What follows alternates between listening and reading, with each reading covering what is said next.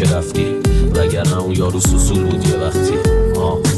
عشق اصلا دروغه، تو خود راستی، واقعی انقدر بعدی چون خودت خواستی. فکر میکردم مثل من چه تو خل خاصی، فکر نمیکردم واسه اون بنز تو خل واستی. عشقی امتحانه که تو توش ردی، با چقدر ساده میری که بدونش کردی.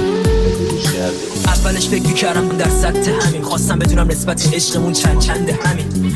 تو هم خوب میفهمی هر چند که خری، دمت گرم یاد گرفتی خنجر بزنی.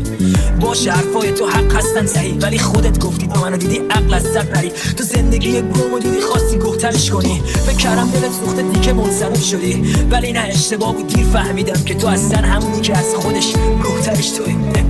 کجایی نیستی تو شمالی با ویسکی، با اونی روی تخت صورتیت، ما تخمه بود شانسمون از همون کودکی.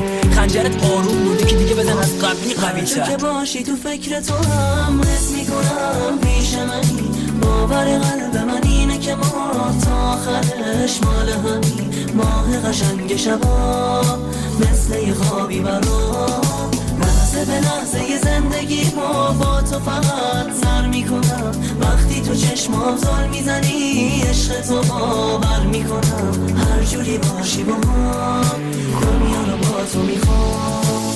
یادتون رفت یاد من مرور حرکتای همه تو شد کار هر روز. من رو همه لباسم خاک هنوز توی این خیابونا پر از ما به درون.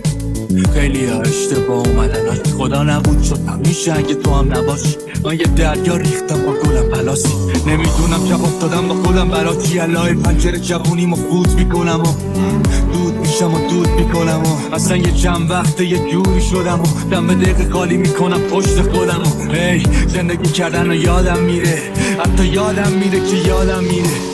من بابت هیچی دوزی نکن، هرچی میخوای ببر چیزی نزن. این در دیونه روزی 10 بار میره، حالا عادیه برش زور تنگیه این نفس. من با این ضربان تند رفیق با سوت گوشم که برم لالای خون رفیق. جفت چشامو به خون کشیدم و انقدر پارم نمیتونم خوب ببینم. آجی من نشد تو چیزی بگم نیبر، فقط از درد دست چپم میبرم حساب.